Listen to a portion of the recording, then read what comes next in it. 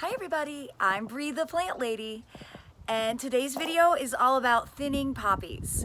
I've been getting a ton of questions on like all the different social media platforms about whether or not people should thin, how to do it, all the things. And it occurred to me, I don't ever thin my poppies.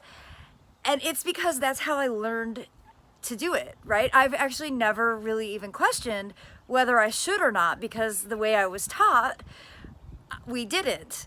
So it made me think, well, maybe I'm wrong. Maybe I should be thinning my poppies. I don't know. So I thought that this video would be maybe helpful in some context to give kind of both sides of the idea, and I'm gonna create a thinning experiment in one of my beds so that over the course of the next 2 months we'll be able to compare, and then in May when they start blooming we'll be able to determine whether thinning was worthwhile or not. I think the number one thing is, and you'll learn this over time as you grow poppies, you don't want to be too heavy-handed with your seed, because then you do have to thin. And I think that's where a lot of people are finding themselves. So totally fair that you're concerned about whether your poppies will grow out. So let's turn the video around and start investigating the ground and dive into the subject of thinning your poppies for the best spring display possible. So we will start right here in this front bed, and I'm really pleased with how these poppies look. You see, I think they were directly seeded, not so densely that they are really, you can see they're starting to grow. They have multiple leaves. I don't think I need to do anything to here. However, you go over a foot and you see how crowded these are, and they're starting to kind of fight it out, and that's usually what I let them do. However, this is actually frost damage. You see how they're kind of slimy. I think it wouldn't be the worst idea to come through and just actually pluck some out, literally by the handful. They don't transplant, so don't waste your time, okay? This is a painstaking, tedious task to thin. Don't bother trying to transplant them, because I promise you they won't. So another area in this big front bed that you can see, the poppies are definitely overcrowded here. I should probably take some time just to come in and pluck some out, just like that.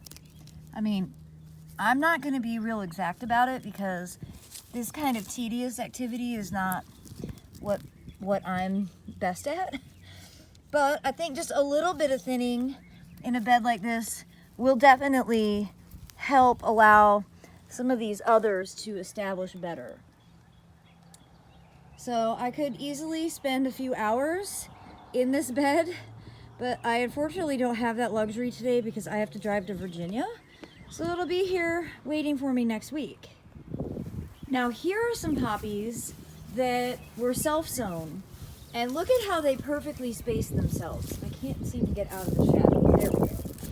You see how large these are, and that is in part because they aren't competing with one another.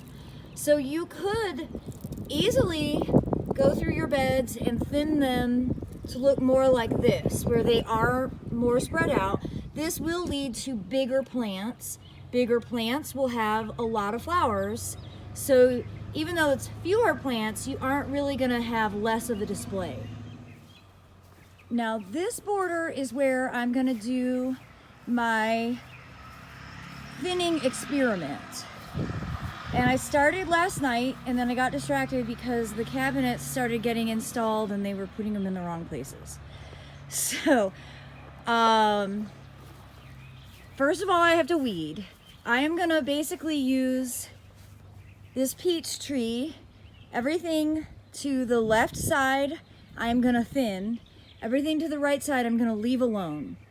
So we will be able to just stand here in the spring when they're flowering and have a literal comparison right next to one another.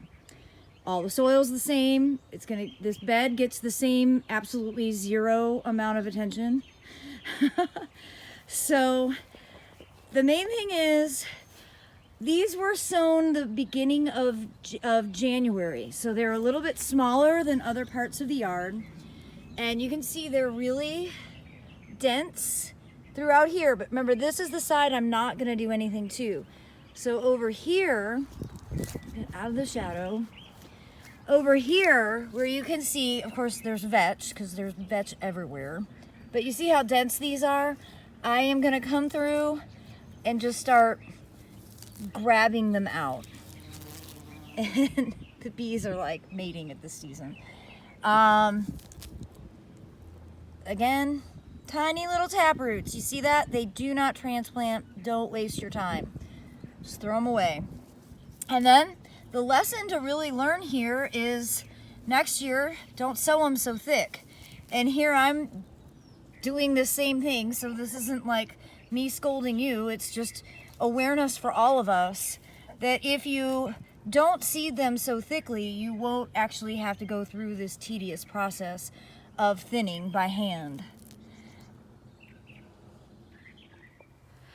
Well, I'm sorry that this video is sort of rushed, but I will follow up next week when I have a little bit more time at home to be able to post a follow-up video and show what this looks like after I go through and finish thinning it. And I hope that this will help any of you that are feeling anxious about the fact that maybe your poppies are a bit too densely sown and that you need to do something. It really is just as simple as getting down on your hands and knees and thinning them out. You can do it by hand. You could use, you know, like a small pointed tool. They're really easy just to pull out by hand, so I think that's the logical choice.